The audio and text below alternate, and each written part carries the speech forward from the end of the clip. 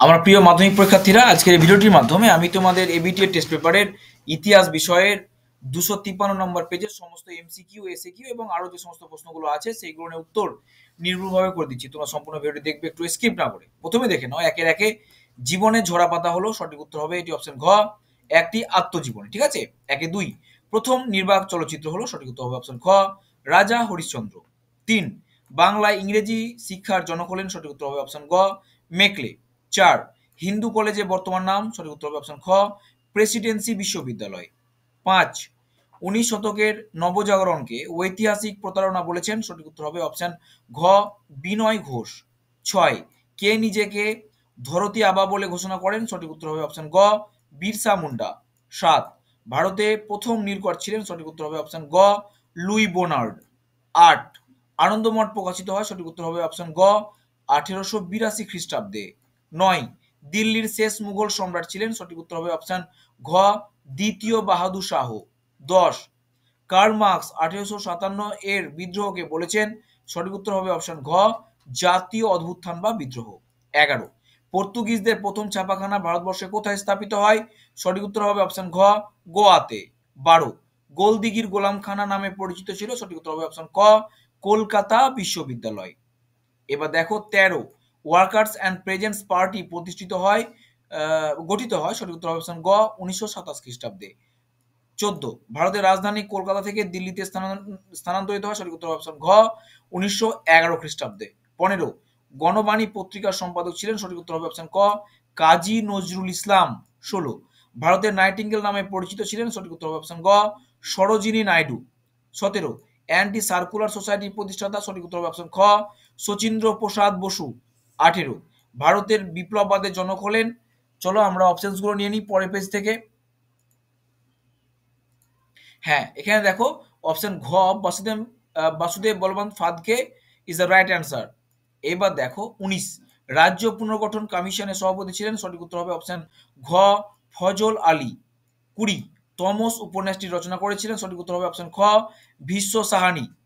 আমি তোমাদের এই চ্যানেলের মাধ্যমে বাংলা, ইংরেজি, ইতিহাস এবং ভূগোল এই 4টি বিষয়ের এবিটিএ টেস্ট পেপারের সমস্ত পেজের এমসিকিউ, এসএকিউ এবং অন্যান্য যে সমস্ত বিষয়গুলো রয়েছে, যেমন ইংরেজি ক্ষেত্রে তোমরা তোমাদের সিন, আনসিন, গ্রামার, এই সমস্ত বিষয়গুলো একেবারে নির্ভুলভাবে পেয়ে যাবে। হ্যাঁ, একদম নির্ভুলভাবে। সেজন্য তোমরা অবশ্যই চ্যানেলটি সাবস্ক্রাইব করে পাশে থাকবে। তারপর দেখো 2 নম্বর দাগে এখানে বলা হয়েছে যে একটি বাক্য উত্তর দাও।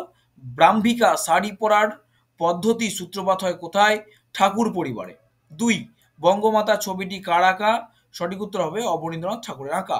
3, হিন্দু প্যাট্রিয়ট পত্রিকা কোন বিদ্রোহকে সমর্থন করেছিল, সঠিক উত্তর হবে নীল বিদ্রোহকে। 4, ভারতের প্রথম মহিলা চিকিৎসক কে ছিলেন, কাদম্বিনী গাঙ্গুলি। এবার দেখো 2 নম্বর দাগে ঠিক ভুল নির্ণয় করতে হবে। আমি ঠিকটি টি এবং ভুলটি এফ দিয়ে দেখিয়েছি। দেখো 2.2.1, জগদীশ চন্দ্র বসু বিজ্ঞান মন্দির প্রতিষ্ঠা করেন, এটি ঠিক। তারপর দেখো 2 তিতুমির ওয়াহাবি আন্দোলনের সঙ্গে যুক্ত ছিলেন, এটিও ঠিক। 3, বাংলার মুকুটহীন রাজা বলা হয় সুরেন্দ্রনাথ বন্দ্যোপাধ্যায়কে, এটিও ঠিক। 4, নব্য বেদান্তবাদ উদ্ভাবক হলেন স্বামী বিবেকানন্দ, এটিও ঠিক। অর্থাৎ এখানে সব কয়টাই ঠিক রয়েছে। এবার দেখো কস্তম্ভের সঙ্গে খস্তম্ভ মেলাতে হবে। ভবানী পাঠক এর সঙ্গে মিলিয়ে দাও সন্ন্যাসী বিদ্রোহ। মাতুয়া ধর্ম এর সঙ্গে মিলিয়ে দেবে তোমরা শ্রী শ্রী হরিচাঁদ ঠাকুর। মেধা পাটেকার সঙ্গে মিলিয়ে দেবে পরিবেশ আন্দোলন। বাংলা নানা সাহেবের সঙ্গে মিলিয়ে দেবে রামরতন মল্লিককে। আমি তোমাদের পরবর্তীতে একটি ভিডিও বানাবো এবং সেখানে তোমাদের মাধ্যমিকের জন্য যে সমস্ত ম্যাপ পয়েন্টিংগুলো গুরুত্বপূর্ণ ইতিহাসের আর কি, সেগুলো দেখিয়ে দেবো। তোমরা অবশ্যই সেই ভিডিওটি দেখে নেবে। আর আমি তোমাদের ভূগোলেরও ম্যাপ পয়েন্টিং এর জন্য দু তিনটে ভিডিও বানিয়ে দেবো, যেগুলো গুরুত্বপূর্ণ তোমাদের এবার 2025 মাধ্যমিকের জন্য। সেই ভিডিওটাও অবশ্যই তোমরা দেখে নিও। তারপর দেখো বিবৃতি চলে যাবো আমরা। প্রথম বিবৃতি দেখো, 19 শতকে জনমত প্রতিফলিত হয়, ভালো কথা। ব্যাখ্যা 1, সাময়িক পত্র ও সংবাদপত্রের মাধ্যমে, হ্যাঁ হতে পারে। ব্যাখ্যা 2, সরকার বিরোধী জমায়েতের মাধ্যমে। আচ্ছা, এই ব্যাখ্যাটা আমরা ছেড়ে দিচ্ছি। ব্যাখ্যা 3, সংস্কৃতি জাগরণের মাধ্যমে। না, এখানে আমাদের সব থেকে গ্রহণযোগ্য ব্যাখ্যা হচ্ছে ব্যাখ্যা 1, সাময়িক পত্র ও সংবাদপত্রের মাধ্যমে। সো আমরা ব্যাখ্যা 1টাকে এখানে নিচ্ছি। 2 দেখো, রবীন্দ্রনাথ ঠাকুর গোড়া উপন্যাস লিখেছিলেন, ভালো কথা তো, তিনি লিখবেন। ব্যাখ্যা 1 দেখো, পাশ্চাত্য শিক্ষার সমালোচনার জন্য চলো পরের অপশনগুলো দেখি, এটা অতটা মনোপুত হচ্ছে না। ঔপনিবেশিক সরকারকে সমালোচনার জন্য, চলো তারপরটা দেখি। ব্যাখ্যা 3 সংকীর্ণ জাতীয়তাবাদকে সমালোচনার উদ্দেশ্যে। ইয়েস, ব্যাখ্যা 3 ইজ দ্য রাইট অ্যান্সার, সংকীর্ণ জাতীয়তাবাদকে সমালোচনার উদ্দেশ্যে। এবার দেখো বিবৃতি 3 একা আন্দোলন হয়েছিল উত্তরপ্রদেশে, ভালো কথা। দেখো তো ব্যাখ্যা একেই বলা হয়েছে এটি ছিল ব্যক্তিগত আন্দোলন, না না এটি ব্যক্তিগত আন্দোলন নয়।